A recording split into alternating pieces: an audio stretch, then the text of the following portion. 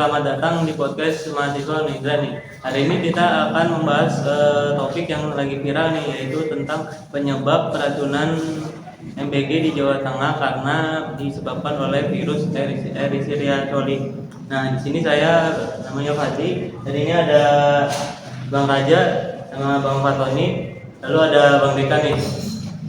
Oke, mari saja kita mulai. Yang pertama saya mau nanya nih, apa sih sebenarnya yang disebabkan oleh E. coli ini? Yang disebabkan oleh bakteri E. coli ya, menurut gua sih terjadi kasus keracunan massal pada siswa MBG setelah mengkonsumsi makanan dari kantin sekolah. Terus juga banyak siswa yang mengalami gejala seperti mual, muntah, dan diare secara bersamaan, sehingga harus mendapatkan perawatan yang intensif. Ya. Untuk pertanyaan kedua, mengapa bakteri ini nih diduga menjadi penyebab utama dari keracunan massal ini? Mungkin karena hasil uji laboratorium ya, jadi kayak dia menunjukkan adanya kontaminasi bakteri Escherichia coli pada sampel makanan atau minuman yang dikonsumsi siswa. Gejala yang muncul juga identik dengan keracunan E. coli. Jadi kayak gitu deh apa ya. Sekarang saya mau nanya, apa itu bakteri E. coli dan bagaimana cara masuknya ke makanan atau minuman ini? Bakteri E. coli itu biasanya umumnya di binatang gitu ya, kayak binatang kucing, anjing. Terus cara dia masuknya itu maksudnya kayak masuk ke makanan ya, karena pasti dari MBG itu pasti makanan kan. Yang pertama itu pasti airnya itu tercemar, jadi gampang banget ya. Terus tangan atau alat masak kalau kotor kan biasanya banyak banget tuh bakteri ya kan. Terus bahan makanan juga, misal kalau langsung disajin aja nggak kayak dicuci gitu. Tapi kurang matang. Iya bisa. Terus juga sama proses pengolahannya juga sih perlu dilihatin kayak gimana, jadi transparan gitu. Jadi kelihatan dari Iya. yang tepat. Oke, cukup jelas ya untuk pertanyaan kedua ini. Yang ketiga saya mau nanya nih, apa saja gejala-gejala umum yang disebabkan oleh keracunan massal ini? Gejala umumnya sih yang kita lihat dari yang pertama itu kayak mual, muntah, terus kayak diare biasanya, tapi kalau parah itu kan diare bisa sampai berdarah gitu ya. Terus sama sakit perut pada umumnya lah. Tapi terus juga ada demam biasa sama demam tinggi kalau parah banget, sama lemas sama dehidrasi itu aja sih. Oke, cukup baik ya pertanyaannya. Kemudian nih, faktor apa sih yang paling mungkin menyebabkan makanan siswa ini tercemar oleh bakteri Escherichia coli ini? Yaitu air untuk memasak atau mencuci bahan makanan tidak bersih. Yang kedua itu tangan menjual tidak dicuci dengan benar. Yang ketiga itu peraturan dapur terkontaminasi. Udah gitu aja. Kemudian saya lanjutkan dengan apakah kebersihan tempat pengolahan makanan ini berpengaruh besar terhadap kasus ini? Ya, Pasti sih. pasti. Soalnya kan kayak tempat-tempat gitu, kayak lingkungan itu Kayak ada yang kumuh ya? Iya, kumuh. Makanan juga bisa jadi pengaruh. Ya, apalagi ada alat gitu kan, takutnya kayak itu udah mungkin ada lingkungan yang kurang bersih gitu. karena kan juga kalau makanan itu harus higienis. Nah, iya. Tempatnya juga harus bersih lah, steril gitu. Yang selanjutnya kita akan menanyakan nih, apakah perilaku higienis penjual atau pengelola kantin? Ada potongnya itu. Enggak. Ya. Oke, selanjutnya nih, apa sih dampak yang dialami siswa ini? Dampak. Ya, dampaknya. Dampaknya dialami siswa tuh rata-rata ya. Banyak siswa yang harus dirawat di puskesmas atau rumah sakit. Karena kan juga butuh perawatan ya yang intensif itu untuk kesembuhan para siswa. Gejalanya juga yang tadi sebelumnya disebutin tuh kayak demam gitu. Jadi aktivitas jadi terganggu, aktivitas belajar. Jadi kayak dia jadi kekurangan materi yang dipelajari, jadi kayak kurang paham bagaimana pelajarannya. Terus juga ada resiko dehidrasi dan komplikasi jika tidak cepat ditangani. Jadi kayak itu semua harus cepat. Kalau soal kesehatan kita harus cepat, karena kalau kita lambat bakalan jadi lebih parah. Biasanya ini berapa hari ya kalau dirawat nih anak-anak yang terkena kasus ini?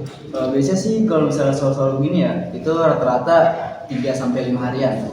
Karena kan juga ada pembersihan dari lambungnya, obat-obatnya, jadi agar ya penyakit-penyakit hilang. Lama ya berarti ya. Untuk yang selanjutnya ini ya, bagaimana respon sekolah dan pemerintah daerah terhadap kasus ini? Harus ditangani sih respon dari sekolah maupun kayak pemerintah, soalnya ini menyangkut ini kesehatan kan berharga banget ya. Boleh disebutkan cara-caranya itu gimana aja ya? Yang pertama itu dari pembersihan lingkungan, terus backup makanan itu Investigasi ya. dia Karena kan kalau ada investigasi bakalan menerus gitu. Jadi bakalan kotor terus. Kalau kita nggak bersih kan nggak bakal sehat. Itu dia ya jawabannya. Oke, selanjutnya saya mau nanya nih, apa sih langkah-langkah yang harus dilakukan oleh sekolah supaya bencana ini, penyebab kasus ini tuh nggak ada lagi? dari POV kita ya sebagai mahasiswa, itu langkah pertama yaitu pembersihan lingkungan, terus sama semisal kalau apa ya, MBG ini kan baru ya, terus harusnya itu harus terstruktur gitu, jangan main langsung nyediain aja MBG, jadi perlu di check up dulu makanannya dari sebelum ke siswa-siswa gitu. Karena kan gizi ya semuanya sama dari semua makanan. Cukupi setiap harinya lah. Oke, baik. Selanjutnya nih ya, apa peran siswa dalam menjaga kebersihan makanan ini biar nggak terjadi kena bakteri ini? Yang paling umum tuh biasanya harus mencuci tangan. Karena kan kalau misalnya apapun, Sebelum makan ya? iya betul. Karena apapun yang bakal masuk mulut awalnya dari tangan. Iya, betul. Ya mungkin dong kita makan langsung dari mulut, Iya. ya kita hewan, mungkin dong. Jadi kayak semata cuci tangan dulu bersih agar bakteri nggak ada, biar higienis lah, biar aman. Ya, cuci tangan dulu nih sebelum makan ya. Betul ya. Jangan lupa Tapi anak-anak. lagi-lagi tergantung makanan yang disediain ya. Betul. Faktor makanan juga menjadi Iya, walaupun salah udah cuci satu tangan, penyebab. udah cuci tangan tapi makanannya tetap kotor, ya sama aja ya. Nggak bisa dikontrol gitu. Makanan harus bersih. Baik. Oke, selanjutnya saya mau nanya nih, bagaimana pemerintah memastikan keamanan makanan di sekolah ini terjaga dengan baik dan benar? Mungkin butuh investigasi lebih lanjut, karena kan kita nggak bisa ngawasin setiap hari nih.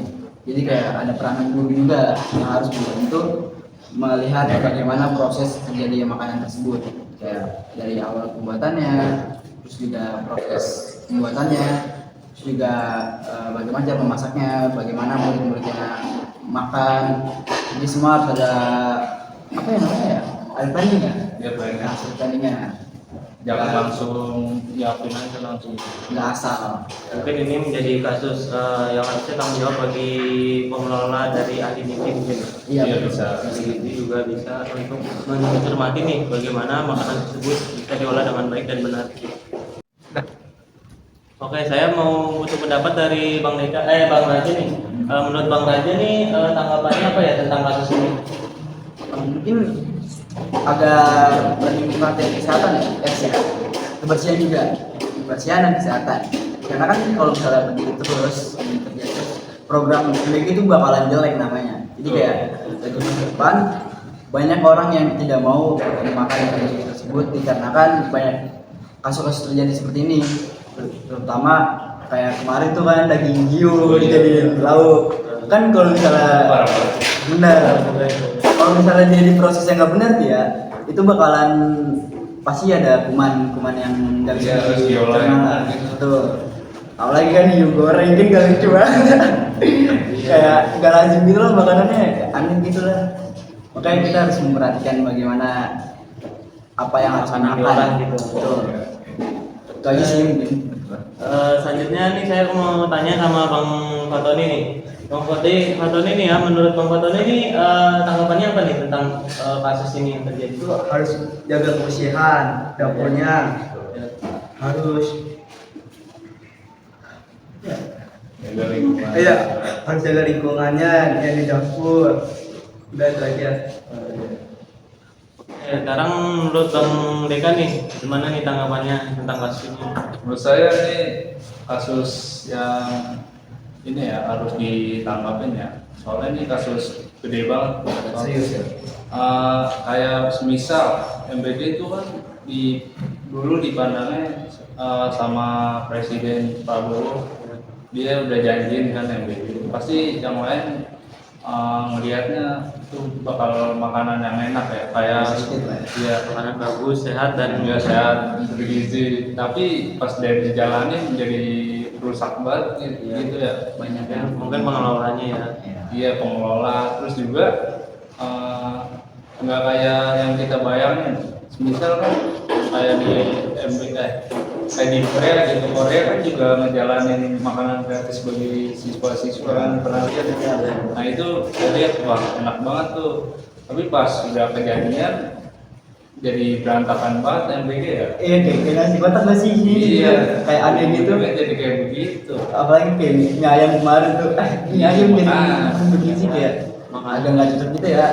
Mie masalahnya mie ayam loh kayak gimana gitu aneh nih jadi kalau di luar negeri kan dia kayak sayurannya Iya, sayuran banyak. yang enak terus juga dia bisa mengontrol karbohidratnya kan jadi kayak nggak cuma nasi terus setiap hari. Mungkin makanannya lebih bervariatif, lebih bergizi lagi ya. Betul. Iya. Dan lebih modern ke selera anak-anak nih. Ya apalagi kalau misalnya kan yang mengkonsumsi MBG kan gak cuma anak-anak SD atau SMP, itu juga kan ada anak SMA ya yang lebih membutuhkan ya ibaratnya protein lah di Iya, umur dia itu lagi kan umurnya. masa pertumbuhan. Apalagi juga anak SD tuh anak SD tuh sukanya kayak bentuk-bentuknya nggak sih kayak Iya, dari iya. nasinya Iya, dari bentuk nasinya. keluar jadi kayak apa ya harus lebih Kreatif. Walaupun lauknya gitu-gitu aja tapi dikreatifin gitu. betul jadi kayak anak-anak juga kayak melihatnya seneng gitu kan kayak nggak cuma boring lah coba aja gini-gini terus bentukannya aneh. Nah, itu ya salah satu saran ya dari teman-teman narasumber kita ya untuk pemerintah nih supaya biar lebih bervariatif lagi ya. Apa lagi? Oke, yang selanjutnya ini apakah perilaku higienis penjual atau pengelola kantin dapat menjadi masalah untuk kasus ini? Mungkin bisa jadi ya bisa jadi tidak karena ada beberapa penjual yang ibaratnya menjaga kebersihannya ada juga yang tidak menjaga kebersihannya mungkin penyebabnya ada di yang tidak menjaga kebersihannya karena kan kalau membuat makanan ya kayak misalnya dia menggunakan pisau untuk memotong daging itu pasti kan ada yang dikasih motong apapun kayak Harus kena makanan. iya buatnya apa dan dia tuh langsung menggunakannya tanpa dicuci dulu jadi itu tuh bikin namanya kayak penyakit kuman yang bakalan masuk ke makanan tersebut kayak walaupun udah dimasak kan ada juga tuh yang bakteri yang tahan sama masakan kan kayak tahan panas lah atau apa jadi kayak dan sebenarnya tuh berpengaruh sih cuman kayak ya 50-50 lah. Ya, walaupun rasanya enak tapi pas udah nyampe perut kan bisa langsung sakit perut. Emang gak semua makanan enak tuh kayak sehat. Iya. Jadi walaupun makanan sehat ada juga enak, walaupun nggak banyak ya. Tapi ya mungkin kalau kita mau konsumsi hampir setiap hari lah, atau mau konsumsi sering dah pokoknya, itu tuh bakalan rasa enak banget. Karena tubuh kita kan pasti udah mulai beradaptasi gitu kan, udah mulai terbiasa. Jadi kayak, nah itu deh. Jadi seperti itu ya kita. Jadi seperti itu ya guys. Jadi seperti itu ya guys ya. Jadi bukan hanya penyebab dari MBG aja, bisa jadi dari penjual kantin nih. Karena siswa juga nggak cuma makan MBG aja ya. Iya, Makan kantin juga, makanan kantin, jajanan kantin. Menurut Menurut kalian nih makanan apa saja nih yang bagusnya itu untuk anak-anak nih? Nah, ini kalau ini nama pemerintah. Kalau dari gue ya, karena kan itu ada 4 zat yang sempurna dong. Kalau dari protein, gue lebih pilih ikan. Karena protein ikan tuh lebih tinggi ya daripada daging. Karena dia juga mengandung omega, jadi lebih penting lah untuk pertumbuhan anak. Terus juga untuk kelencaran otaknya agar lebih memahami pelajaran. Juga kita butuh sebagai manusia itu butuh sayuran, butuh serat, dan juga butuh kalsium untuk memperkuat tulang-tulang kita agar lebih sehat. Untuk Mas Dika mungkin mau nambahin? Kan kalau dari raja ikan ya, tapi kayak nggak semua orang itu Ya, suka ikan. Iya, suka ikan. Terus harusnya sebelum dimunculin MBG itu di sekolahnya itu didata dulu siapa yang alergi makanan gitu.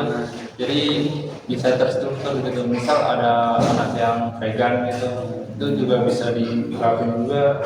Jadi didata dulu anak suka apa, jangan langsung main kasih makanan aja gitu sih. Itu bisa jadi penyebab juga ya Mas. Iya.